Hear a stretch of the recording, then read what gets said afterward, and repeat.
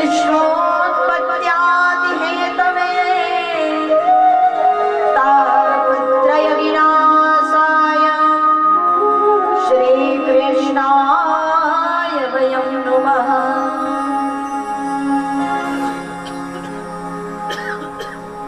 सच्चिदानंद रूपाय भगवान के रूप का वर्णन किया, क्योंकि जब तक रूप का पता नहीं चलेगा मन नहीं लगेगा, इसलिए सर्वप्रथम रूप की चर्चा हुई।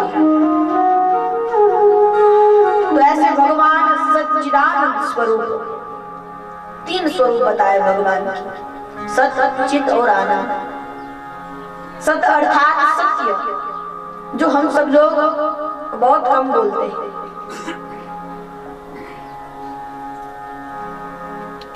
पर बोलते सब लोग। सत्य, जब हम लोग नहीं थे तब भी भगवान थे, हम लोग हैं अब भी भगवान हैं, और हम लोग नहीं रहेंगे तब भी भगवान रहेंगे। ऐसे सत्य स्वरूप परमात्मा। कई लोग संसार में कहा करते हैं कि हम लोग बड़े नास्तिक हैं। हाँ, यहाँ गांव में भी है कोई कहते हैं हम लोग बड़े नास्तिक हैं, भगवान को नहीं मानते। पर सचमुच दुनिया में कोई भी ऐसा नहीं जो नास्तिक है, सब लोग आस्तिक हैं, क्योंकि भगवान का एक रूप सत्य है। भाई सबसे बड़ा नास्तिक कौन है?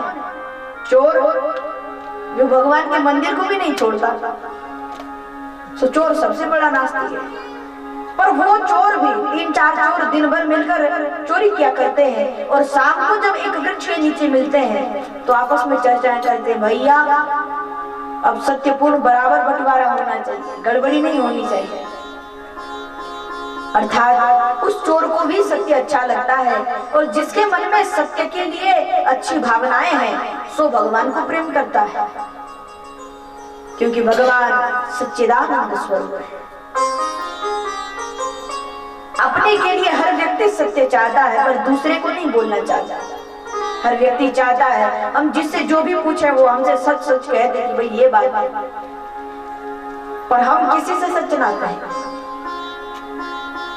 इसीलिए सत्य को हर कोई चाहते हैं, पर बस बोलना नहीं चाहता।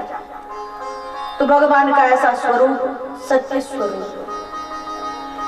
दूसरा रूप बताया चित। चित अर्थात प्रकाश, और प्रकाश भी दो तरह का है, एक ज्ञान रूपी प्रकाश और एक प्रकाश जो हो रहा है। भाई हम सब लोगों को प्रकाश की आवश्यकता है। कुछ काम करना है तो या तो उजाला चाहिए और रात में लाइट चाहिए, बिना बल्ब के काम ही नहीं चलता। इसीलिए हम सब लोगों को प्रकाश की आवश्यकताएं हैं, पर भगवान को प्रकाश की आवश्यकता नहीं है, क्योंकि उनके दो नेत्र ही सूर्य और चंद्रमा हैं। और भगवान ज्ञान स्वरूप है, क्योंकि प्रकाश के भी दो अर्थ हैं, एक ही उजाला और दूसरा ज्ञान रूपी प्रकाश। तो भगवान मूर्ख व्यक्ति को भी ज्ञानी बना देते हैं, ये भगवान की क्रिया है। सच्चिदानंद रूपाय। तीसरा रूप बताया आनंद। भगवान आनंद स्वरूप है। आनंद की अनुभूति एक बार जब हो जाती है तो जाती नहीं है। भाई आज लोग कह देते हैं सर्दी का मौसम है या गर्मी का मौसम है, खूब यहाँ तो खूब सर्दी है, तो मानो सर्दी हो रही है और कोई व्यक्ति बढ़िया नींद आ गई रात में, हाँ खूब गर्मी हुई, मन बिल्कुल नींद आ गई, तो लोग कह देते हैं भाई बड़ा आनंद आ गया। या भाई कभी कभी कोई अच्छी चीज खाने को मिल जावे तो लोग कह देते हैं बड़ा आनंद आ गया। पर वस्तु में आनंद नहीं है, वस्तु एक क्षणिक मात्रा का मजा है।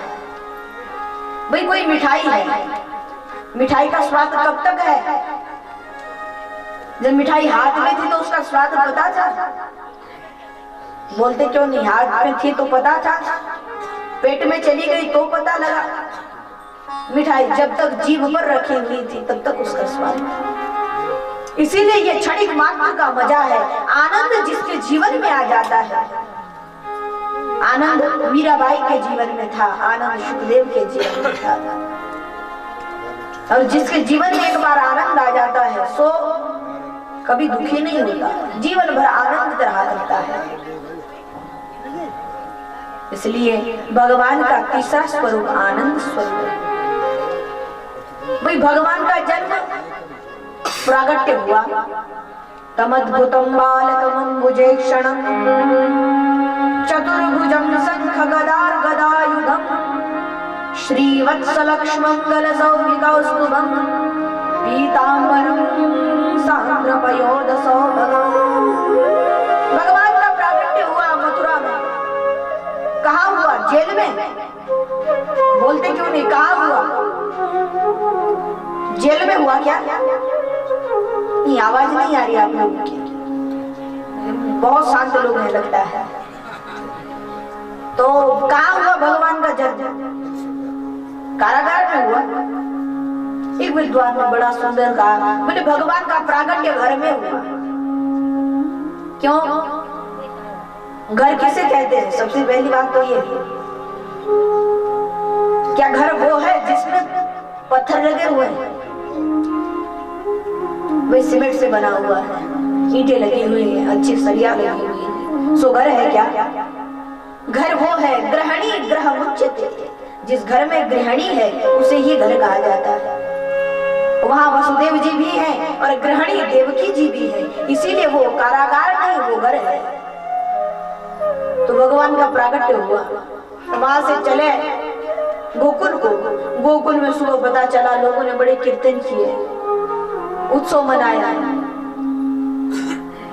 नंद घर आनंद भयो जय कन्हैया लाल की। आनंद भयो नंद घर आनंद भयो जय कन्हैया लाल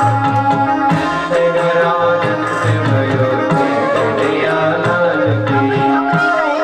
आप ही कहो नंद घरा। कोई आवाज आनी चाहिए, ऐसे नहीं चलेगा। नंद घरा, और जोर से, थोड़ा सा माताएं जोर लगाएंगे। नंद घरा। नहीं, आपको आगे की पंक्ति बोलनी है। नंद घरा। अरे वही पूरा भजन तो गाओ। नंद घरा नंद भयो कन्हैया लाल। नंद घरा नंद भयो कन्हैया लाल की। भाई आगे पंक्ति तो ये है नंद घरा, आगे की पंक्ति क्या है? आनंद भयो। यानी नंद के घर पर किसका जन्म हुआ? आनंद का। भाई ये भी तो कह सकते थे कि नंद घरा लाला भयो या नंद घरा कृष्ण भयो, पर सबने कहा नंद घरा आनंद भयो, क्योंकि भगवान का रूप ही है सच्चिदानंद रूपाय विश्वोत्पत्त्यादि हेतवे तापत्रय विनाशाय श्री कृष्णाय वयं नमः।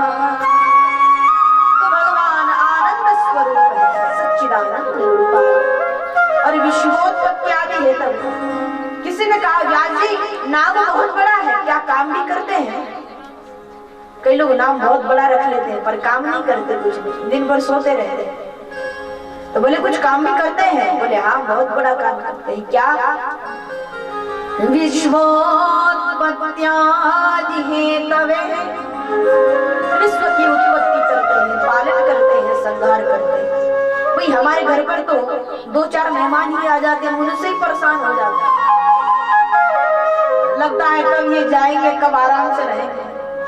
तो सोचो भगवान समस्त विश्व को भोजन कराते हैं, कितना बड़ा काम भगवान का है। इसीलिए भगवान विश्व की उत्पत्ति, पालन और संहार की। किसी ने कहा अच्छा तो नाम भी अच्छा है, काम भी अच्छा है, भाई जो इनके शरण में जावे उसे कुछ मिलता भी है क्या? बोले जरूर मिलता है। क्या? तापत्रय विनाशाय। भगवान उसके त्रिताप को नष्ट कर देते हैं। और त्रिताप दैविक और भौतिक। कई लोग देह से परेशान रहते हैं, बीमार हो जाते हैं, कोई देवताओं से परेशान हो जाते हैं। कैसे? देवता भी कभी नाराज हो जाते हैं, और नाराज हो जावे तो फिर व्यक्ति परेशान हो जाता है। तो दैविक और भौतिक। भौतिक ताप कभी वर्षा नहीं होती और कभी वर्षा होती है तो बाढ़ आ जाती है। तो इन तीन तापों से ग्रस्त जो लोग हैं, अगर वो भगवान की शरण में चले जाएं तो भगवान उनका उद्धार कर देते हैं। भाई कैसे? दैहिक ताप किसको था? कुब्जा को, 3 अंग से तिरछी, देह से परेशानी, भगवान ने उसे सीधा किया। दैविक ताप देवताओं से परेशानी गोकुल वासियों को थी, क्योंकि इंद्र महाराज गणम सावर्तकम नाम मेघानां चांदकारिणां इंद्रः प्राचोदयत् क्रुद्धो वाक्यं चाहि समान्युतः। तो ये लोग देवताओं से परेशान हो गए थे, सो भगवान ने गोवर्धन को उठाकर इनकी रक्षा की। तो दैविक और भौतिक ताप तो संसार में लगा ही रहता है, कभी वर्षा नहीं होती। ऋषभदेव भगवान के राज्य में इंद्र वर्षा नहीं कर रहे थे, तो भगवान ने वर्षा स्वयं अपने तपोबल से कराई। इस प्रकार भगवान दैविक और भौतिक तीनों तापों को नष्ट करने वाले हैं। ऐसे श्री कृष्णाय वयं नमः। ऐसे श्री राधा रानी सहित भगवान बांके बिहारी श्री कृष्ण को हम सब लोग कोटि कोटि प्रणाम करते हैं। यहाँ पर सुखदेव जी ने राधा जी का नाम नहीं लिया, पर फिर भी श्री शब्द से संबोधित किया। श्रीमद् भागवत महापुराण किसी ने पढ़ा है क्या? पढ़ा किसी ने? तो सुना होगा। कभी भी आप लोग श्रीमद् भागवत महापुराण पढ़ेंगे तो देखना कि हर जगह किसी का भी नाम आया होगा। जैसे किसी ने कोई बात कही तो सूत वाचा सौनक वाचा, सूत जी ने कहा, सौनक जी ने कहा, पर केवल 2 लोगों के ही आगे श्री शब्द का लगा है। भैया तो कहा श्री सुख वाचा और या कहा श्री कृष्ण वाचा, क्योंकि राधा रानी सुखदेव जी की गुरु है और भगवान कृष्ण की पत्नी है। अब कई लोग बड़े समझ नहीं पाते। राधा रानी एक जगह गर्ग संहिता के अनुसार, ध्यान से सुनना, भगवान की पत्नी भी कही गई।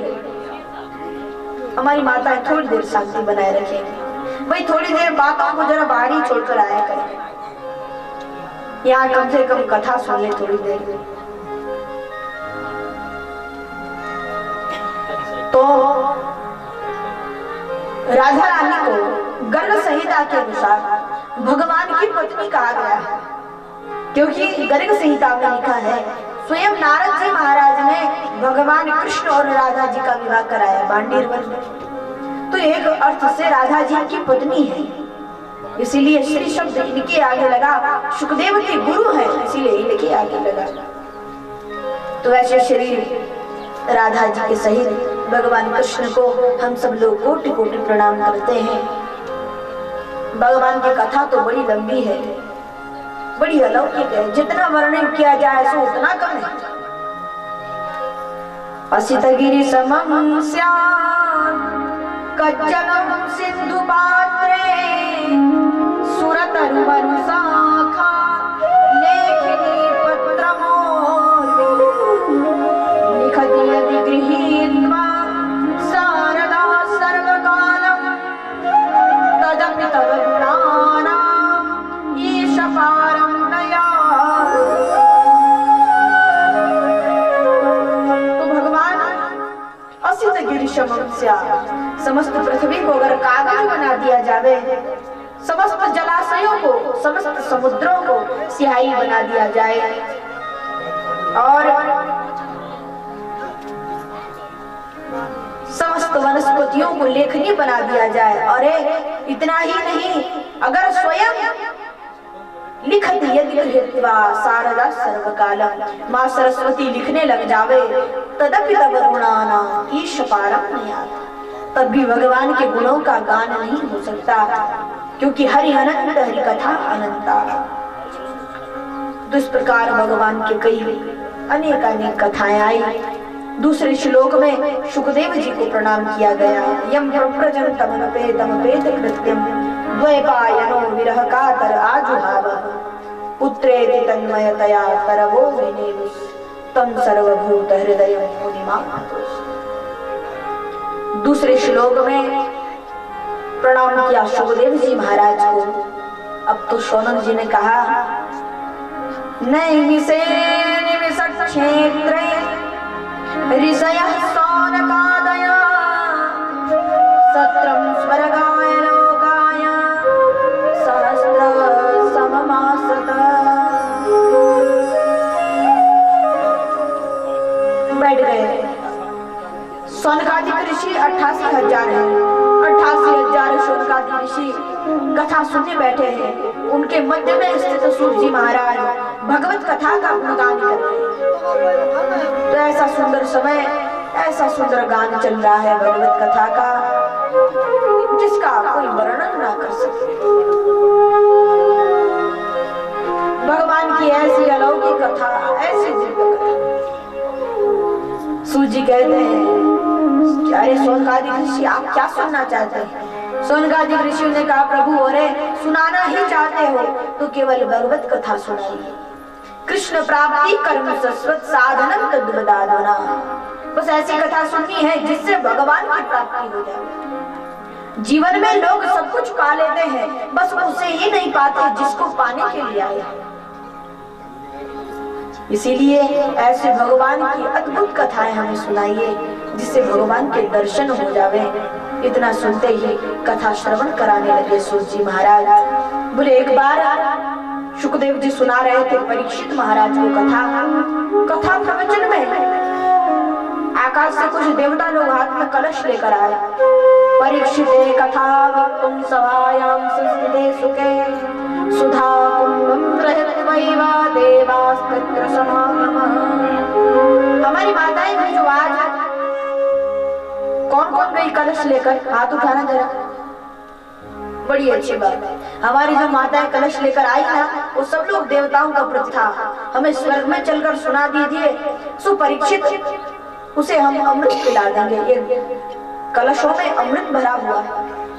इतना सुनते ही हंसने लगे सुखदेव जी महाराज और कहा बोले अरे देवताओं वसुधा कथा लोके वकाजः कुमणिर्महान् ब्रह्मरातौ विचार्येवं तदा देवान् जहासः। बड़ा सुंदर सुखदेव जी ने कहा रे देवताओं वसुधा कथा लोके वकाजः कुमणिर्महान्। भाई मानो आप लोग हैं, हम आपको कांच दे और आपसे कहे भाई अपनी मणि हमें दे दो तो दोगे? भाई दोगे कि नहीं? नहीं देंगे, क्योंकि कहाँ कांच और कहाँ मणि। तो ऐसे ही अरे देवताओं कहाँ मेरी कथा और कहाँ तुम्हारी अमृत। जीवन में एक बात बड़ी ध्यान से सुनना, अगर जीवन है जीवन में तो हम लोग सब कुछ कमा सकते हैं कि नहीं? अगर जीवन है तो सब कुछ ला सकते हैं, पर अगर सब कुछ है तो जीवन को ला सकते हो क्या? पर सब कुछ के होते हुए भी जीवन वापस नहीं मिल सकता। ऐसा अद्भुत जीवन स्वरूप अमृत को सुखदेव जी ने कथा के सामने एक कांच दिखा दिया। इसीलिए इस कथा को ध्यान पूर्वक सुनेंगे। सब लोगों को श्रोता बनना, सोता नहीं बनना, सबको श्रोता बनना।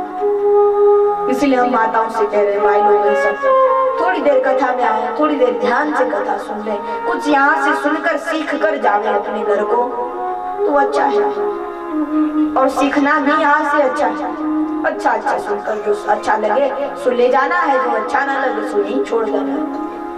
पर कई लोग यही पल्लू झाड़ कर चल देते हैं, हमें नहीं चाहिए।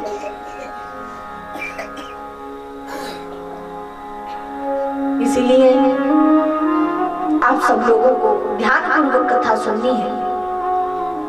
ऐसी कथा सुननी है कि स्वयं कथा का स्वरूप हो जाओ। कथा सुनने के बाद अगर भगवान के दर्शनों की लालसा हो गई है तो तुम्हारा कथा सुनना सफल हो गया है। जरूरी नहीं कि आकाश से विमान आवे तो ही तुम्हारी कथा धन्य है।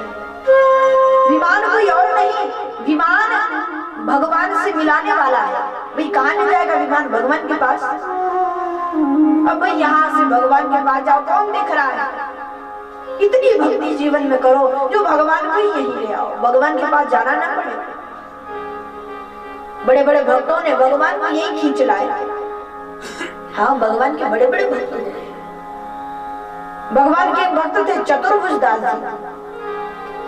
एक दिन भगवान ने कहा बोले चोरी करने चलना है, तो चतुर्भुज दास जी ने कहा बोले हम नहीं जाएंगे, कहीं मार पड़ गई तो? कलयुग की बात है, कोई द्वापर की नहीं।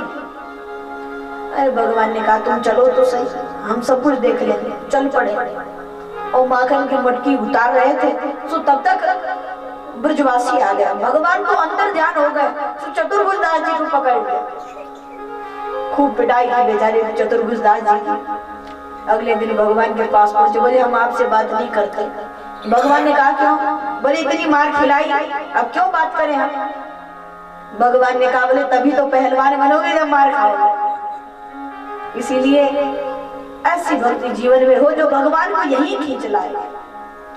इसलिए सब लोगों को इस प्रकार कथा सुननी है जो भगवान के दर्शनों की लालसा।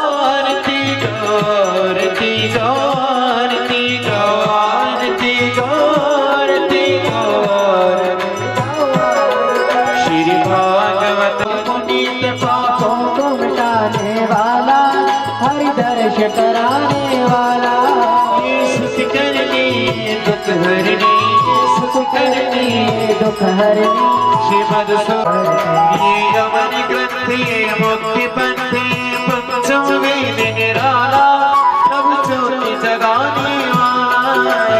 पापियों को पाप से तारते, पापियों को पाप से तारते, कर्पूर गौरव करुणाकर संसारसारं भुजगेन्द्रहारं सदा वसन्तं हृदयारविन्दे। ओ भवानी सैदं नमः, तुमेव माता च पिता त्वमेव, त्वमेव बन्धुः सखा त्वमेव, त्वमेव विद्या द्रविणं त्वमेव, त्वमेव सर्वं मम देव। नीलांबुजश्यामल कोमलनयन सीता समारोह तवाम आलो महासागरचार्य माता गोविन्दस्य शीलविश्वे सर्वायुर्यस्य तमेश्वरी देवी विचरन्। श्री कृष्ण गोविंद हरे मुरारे, हे नाथ नारायण वासुदेव। श्री कृष्ण गोविंद हरे मुरारे, हे नाथ नारायण वासुदेव, हे नाथ नारायण वासुदेव, हे नाथ नारायण वासुदेव। जय विषय साहिने नमो वयं वै सर्वणाय कुर्महे। समे कामान् काम कामाय मह्यं, कामेश्वरो वै सर्वणं ददातु। कुबेराय वै सर्वणायः महाराजाय नमः। ओम विश्वतक्षरद विश्वतो मुख, विश्वतो बाहुर्द विश्वतस्वात्, शम्बाहुव्या धमद सप्तत्रे, ध्यावा भूमि चर्यन्न देव एकः। ओम एकदन्ताय विद्महे वक्रतुण्डाय धीमहि तन्नो दन्ती प्रचोदयात्। ओम तत्पुरुषाय विद्महे महादेवाय धीमहि तन्नो रुद्रः प्रचोदयात्।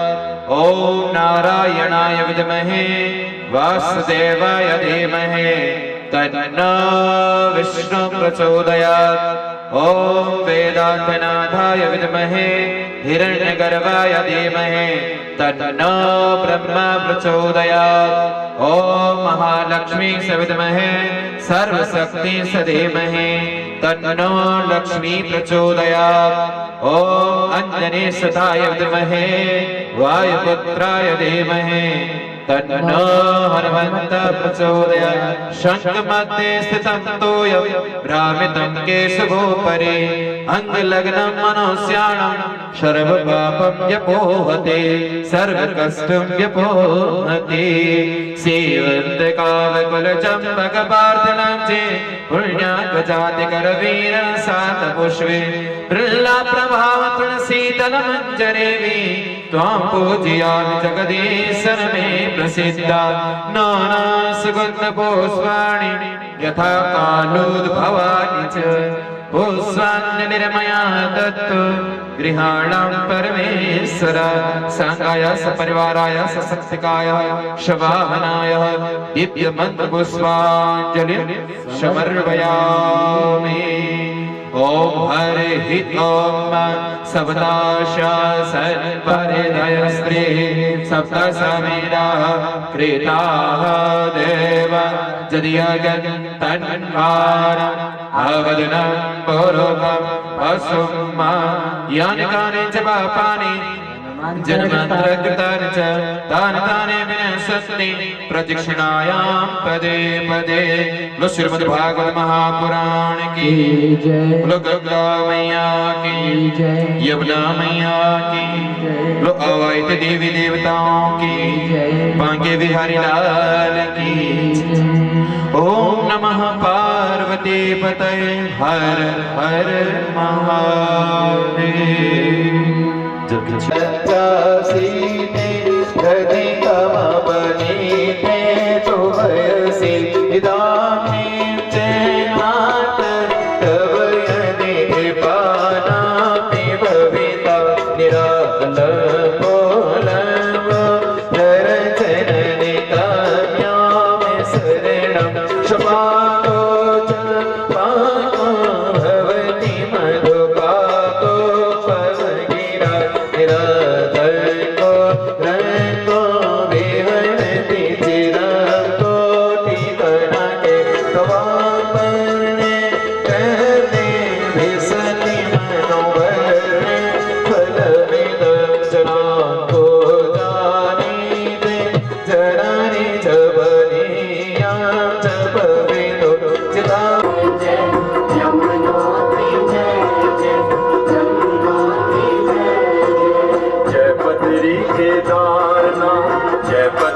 केदारनाथ गंगोत्री जय जय जमुनोत्री जय जय गंगोत्री जय जय जमुनोत्री जय जय। हे बाबा कैलाश तेरो जनो चौथान हो तनी ऊंचो राखी ये देसा गुमान तनी ऊंचो राखी ये देसा गुमान। जय बद्री केदारनाथ जय बद्री केदारनाथ गंगोत्री जय जय यमुनोत्री जय जय गंगोत्री जय जय यमुनोत्री जय जय।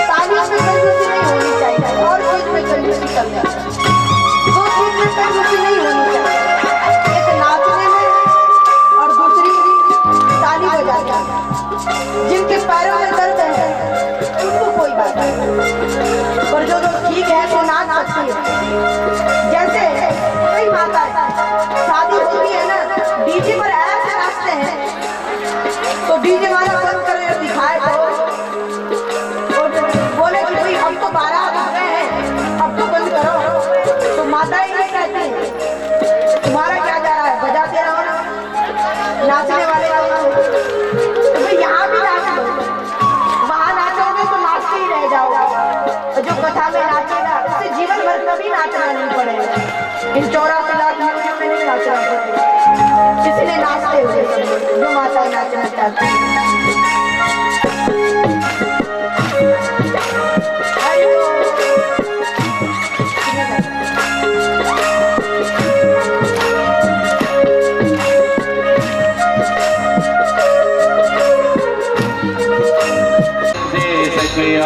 सद्बुद्ध खो गए, खो गए। दर्शन करके मैं पावन हो गई, हो गई। दर्शन करके मैं तो पावन हो गए, हो गए। दर्शन करके मैं पावन हो गई, हो गई। दर्शन करके मैं तो पावन हो गए, हो गए।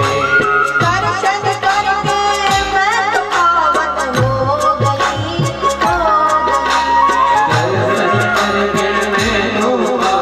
हो गई, हो गई। ऐसे प्यारे सांवरिया भाग्य जगाते आए, मेरे घर आए, तारा मेरे घर आए, मेरे घर आए, तारा मेरे घर आए, मेरे घर आए, तारा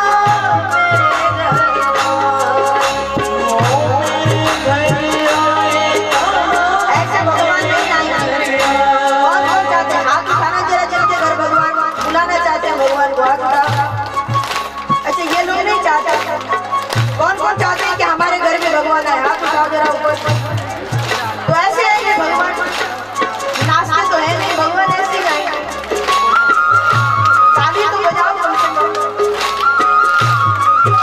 भगवान की सेवा करते हुए अवश्य आएंगे।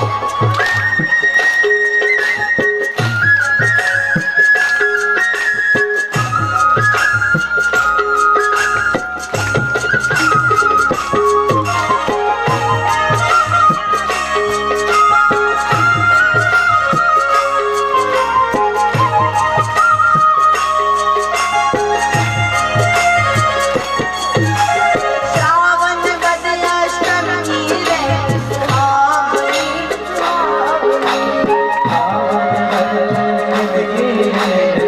सुहावनी, सुहावनी।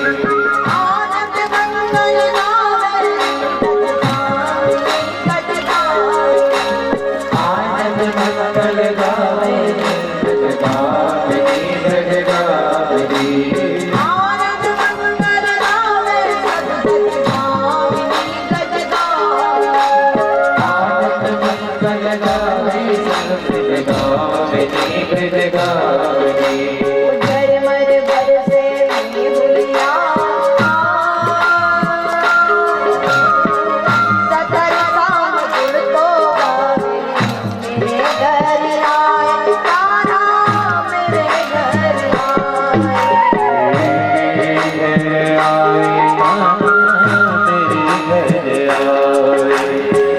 मुख मल काटे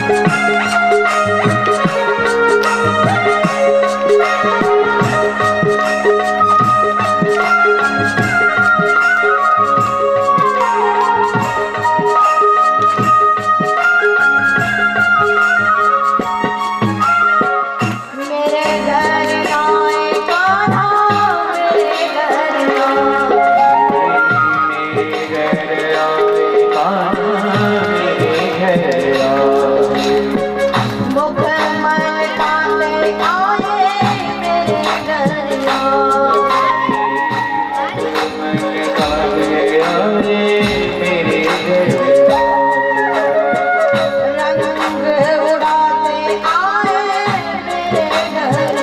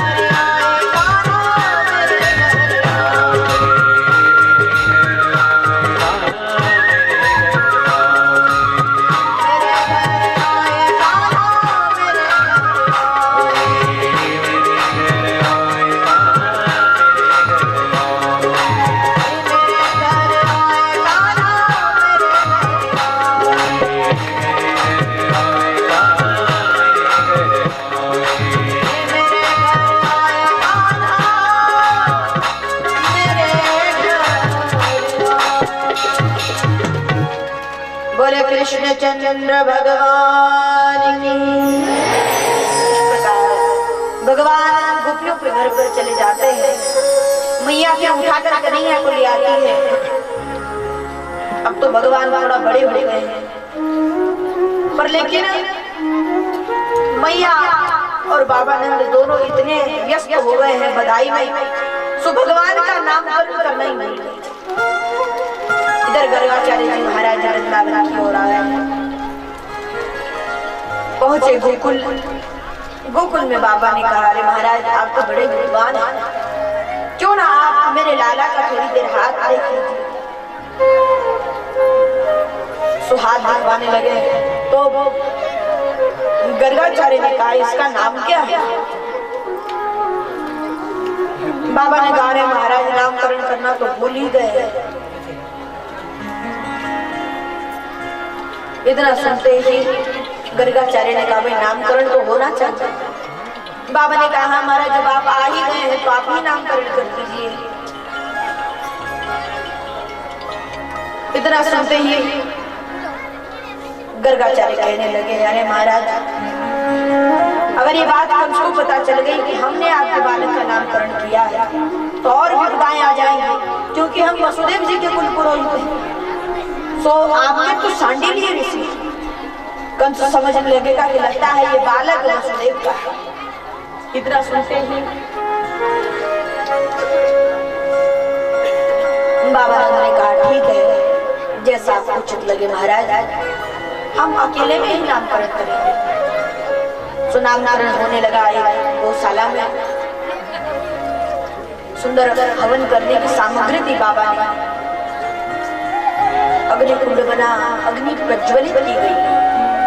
बाबा ने कहा, महाराज आप तब तो बैठिए, मैं भी आता हूँ। बोले कहाँ जा रहे हैं बाबा से पूछा। बाबा ने कहा, बस तो यशोदा जी और यशोदा और रोहिणी देवी को बुला कर लाता हूँ। इतना सुनते ही गर्गाचार्य ने कहा, जाओ। गर्गाचार्य बड़े विद्वान हैं। गर्गः पुरोहितो राजन् यदूनां सुमहातपः नन्दः कंसस्य वार्षिक्यां करं दानं कुरुद्वः। इस प्रकार बाबा नंद नामकरण करने को बैठे। माँ यशोदा और रोहिणी जी को बुला लिया है। यशोदा जी ने पूछा, पंडित जी ठीक है? बोले हाँ ठीक है। बैठ गए यहाँ पर। तभी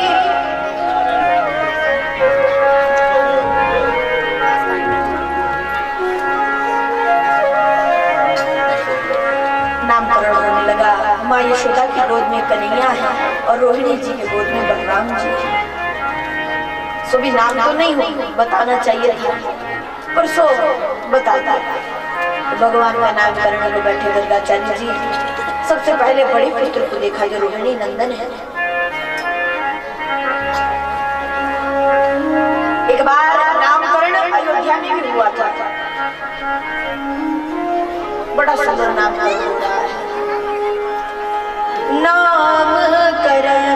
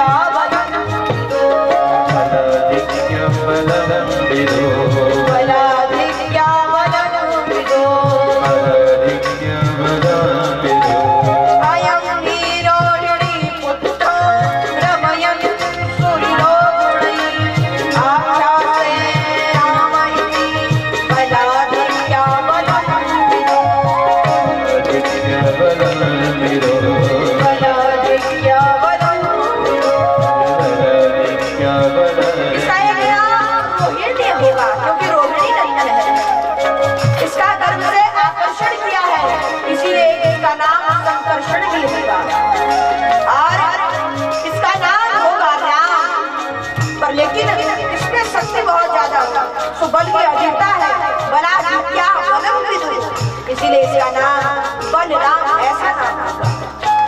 बोलिए बलराम जी महाराज की।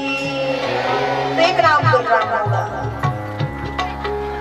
भला दे क्या बलम दो, भला दे क्या बलम दो, इनके नाम अनेक अनूठा, इनके नाम अनेक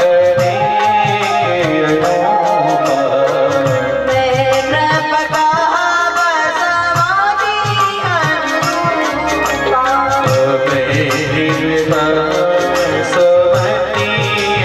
बलराम जी का नामकरण हुआ, नाम पड़ा बलराम। भारतवर्ष में 3 राम हुए और 3 भरत हुए, ये बड़ी अच्छी बात है। 3 राम पता है आप लोगों को कौन कौन है? एक तो अयोध्या के राजा श्री राम भगवान, दूसरे परशुराम और तीसरे बलराम। इसलिए 3 राम है, 3 भरत। पहले भरत राजा दशरथ के पुत्र भरत, दूसरे जड़ भरत और तीसरे शकुंतला पुत्र भरत, जिनके नाम, इन 3 भरतों के नाम से हमारे देश का नाम भारत पड़ा। क्योंकि तीनों ही अपने अपने धर्म के आचार्य हैं। राम जी के भाई भरत ये भक्ति योग के आचार्य हैं, भक्ति बहुत। जड़ भरत ज्ञान योग के आचार्य हैं और अंतिम शकुंतला पुत्र भरत ये कर्म योग के आचार्य हैं, कर्म योगी। तो 3 राम 3 भरत, और ये 3 राम में भी तीनों भगवंत हैं। 3 भरत भगवान के भक्त और राम भगवान, श्री राम भी भगवान है, परशुराम भी भगवान है और बलराम भी भगवान है। तो तीनों ही राम हैं। तो कन्हैया को देखकर कहा, अरे इनका नामकरण क्या करें?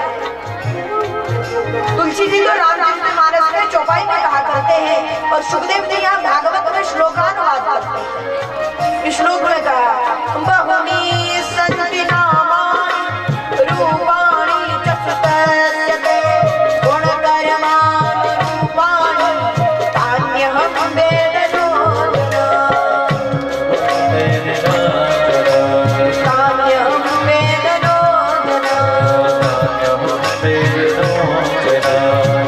इनके नाम अनेक अनूठा।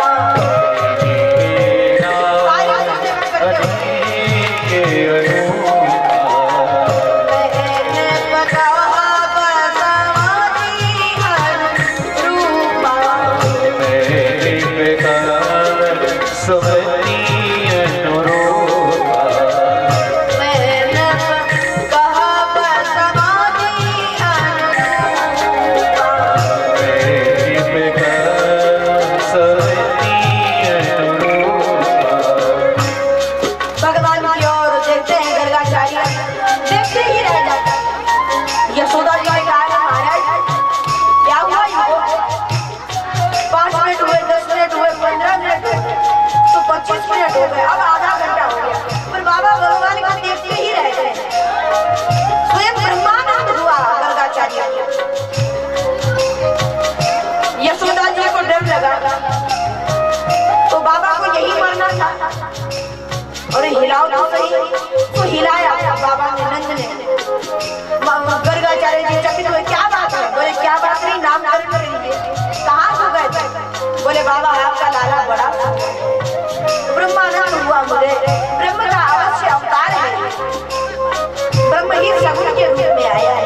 कन्हैया ने सारा क्या बस बहुत बता दिया, सारी बात बता दोगे तो ये मुझे मंदिर में रखा है कि वही पूजा करते रहेंगे।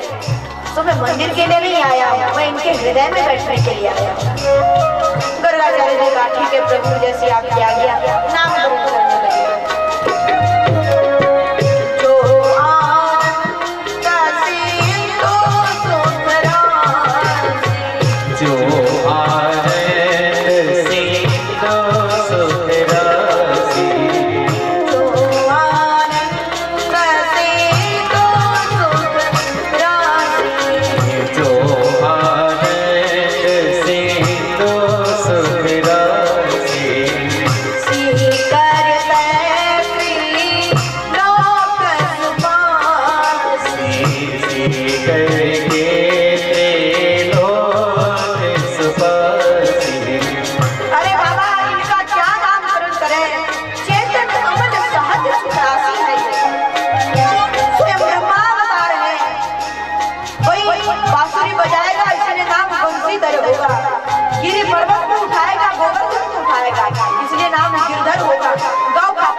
बढ़ेगा इसलिए नाम गोपाल होगा। और जैसे कर्म किया गया करेगा वैसे नाम पढ़ते जाएंगे। मूर नाम के दैत्य का वध करेगा, नाम मुरारी पड़ेगा। और नाम किस किसका वर्णन करें? बाबा ने कहा महाराज एक नाम तो जितने भी नाम सु कहने लगे ठीक है। तो आनंद सिंह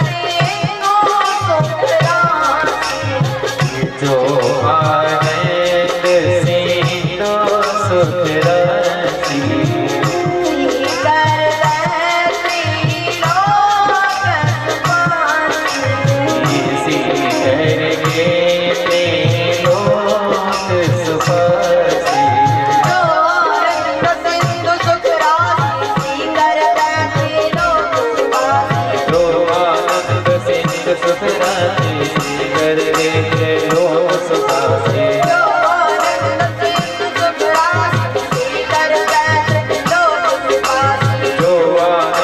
सिंह सुखरासी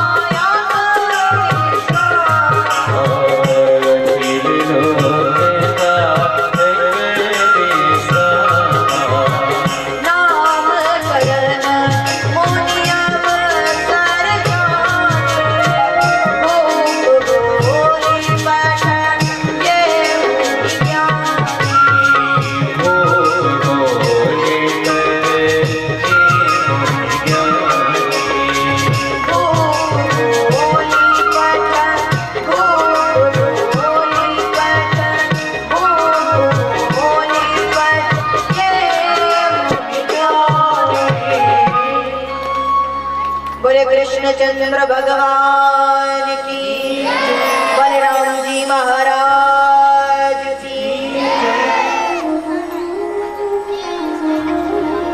कहा एक जन्म में ये वसुदेव जी का पुत्र था, इसीलिए इसका एक नाम वासुदेव ही पड़ेगा। ऐसे भगवान के कई नाम रखकर गर्गाचार्य जी ने विदा लिया, भगवान का प्रणाम किया।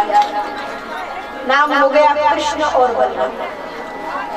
मैया ने कहा अरे महाराज बड़ा कठिन नाम रखा है आपने। मैया आपकी गलती नहीं है, ये गलती हमारी है। जब हमको बोलने ही नहीं आता तो हम क्या करें? अब भाई महाराज वो उसका नाम क्या रखा आपने? रोहिणी दीदी के बालक का नाम बोले बलराम। बोले हाँ वो बल। अरे भाई तो जो भी है महाराज गलती हो गई। इतना कठिन नाम, चलो ये तो थोड़ा ठीक है, राम तो याद आए पर ये बल तो चलो याद आए तो रह जाएगा, पर ये कृष्ण नाम, ये नाम तो बड़ा कठिन है महाराज। इतना सुनते ही गर्गाचार्य ने कहा ठीक है देवी, ये इस नाम से प्रसिद्ध तो होगा, पर तुम जो नाम रखना चाहो वही घर का नाम, सो घर का नाम रख दिया। बोले मेरे लाला का नाम होगा कनवा और बड़े वाले का नाम होगा बलवा। नाम रख दिया मैया ने। ऐसे भगवान का गर्गाचार्य जी ने विदा लिया। भगवान जाते हैं। एक दिन प्रभु खेल रहे थे तो एक मित्र से पहली बार भेंट हुई, नाम है श्रीदाम। उसने दूसरे मित्र से भेंट कराई तो पूरे गोकुल में भगवान की दोस्ती हो गई। तो भगवान का एक मित्र है, नाम है मनसुख। भगवान ने पूछा भाई नाम क्या है? उसने कहा मनसुख। बोले तुम ना मनसुख लगते हो ना तनसुख लगते हो। भगवान की बात सुनकर उसने कहा क्यों? बोले कुछ खाया पिया करो, इतने कमजोर हो गए हो। मुझे दुबले पतले लोग अच्छे नहीं लगते। भगवान ने कहा तो तुम्हारे घर तो 9 लाख गैया है, तुमको माखन मिश्री मिलता होगा, पर हमारे घर पे कहाँ है कुछ? जो 1-2 गैया है उनका सारा माखन कंस को पहुंचाना पड़ता है, तो हमें कुछ बचता ही नहीं। इतना सुनते ही कन्हैया ने कहा तो भाई मांग कर खाया करो किसी से, पर खाया करो। इतना सुनते ही उसने कहा बोले 1 दिन दोगे, 2 दिन, 3 दिन देंगे, रोज रोज थोड़ी ना देंगे गोपियां। कन्हैया ने कहा तो चोरी कर कर खाया करो पर खाओ। बोले हाँ ये बड़ी अच्छी बात कही तुमने, वैसे ही 1-1 हाथ के हैं हम लोग, कभी पकड़ेगा इतनी मार पड़ेगी फिर बचेंगे भी नहीं। तुम मित्र हो या दुश्मन? कन्हैया ने कहा भाई नहीं मित्र ही है। तो कहा तुम चलोगे हमारे साथ चोरी करने? कन्हैया ने कहा चले। सारे बाल तैयार चलेंगे कन्हैया के साथ। अब तो गोकुल गांव में चोरियां होने लगी। 4 गोपियां भगवान के दर्शन के लिए माँ के पास शिकायत करने आती, और जिनके पास शिकायत नहीं वो शिकायत बना कर आ जाता है कि भगवान के दर्शन तो होंगे। झुंड की झुंड गोपियां नंद भवन पहुंचती है और माँ के पास पहुंचकर माँ से कहती है मैया तुम्हारा लाला बड़ा उदंडी है। माँ ने कहा क्यों? कहने लगी माँ से क्वचिद समये क्रोध संजातः स्तेयं स्वात्यगदलिपया कल्पिते स्तेयो वै मर्गान् भोक्ष्यन् विभजति सचे नास्ति भाण्डं विनक्ति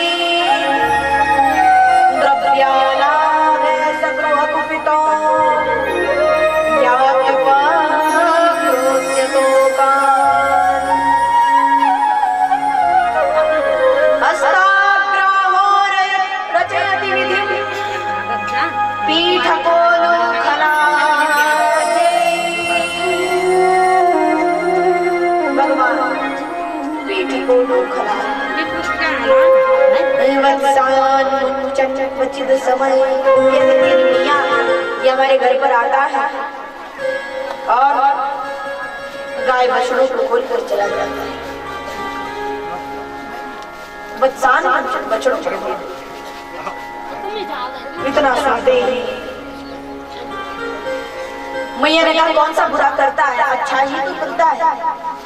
इतना सुनते क्या बोले जब दूध निकालना हो तो बछड़े को तो खोलना ही पड़ेगा, जब तक बछड़ा नहीं खुलेगा तब तक दूध कैसे दुहा जाएगा।